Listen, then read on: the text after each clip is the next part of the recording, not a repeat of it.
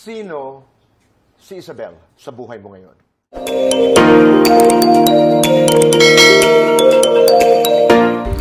Derechahang kinumpirma ni John Lloyd Cruz sa GMA's Fast Talk with Boy Abunda na napanood ngayong Martes ng hapon, October 24, 2023, na girlfriend nga niya si Isabel Santos. Si Isabel ay girlfriend ko. Oo. Or boyfriend niya ako. Ano ba yung basta? Sa kauna-unahang pagkakataon, ibinahagi ni John Lloyd Cruz sa publiko ang kasaysayan ng pagmamahalan nila ni Isabel, ang apo ng award-winning cartoonist at fine arts painter na si Mauro Malang Santos. Wala, we're boring people.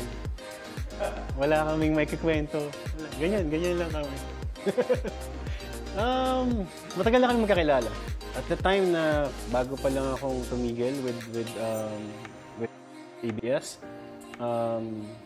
napadpad ako sa pag-explore ng That arts circle. Yeah. So gallery nila yung una kong napasok.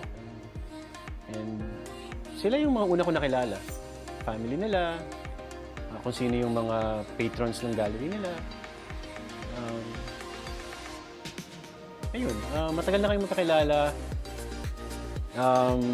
We were talking before, but hindi nag-evolve into something ideal for us at the time. Mula nun, present na rin siya sa buhay ko. 1, 2, 3, 4, 5, 6, 7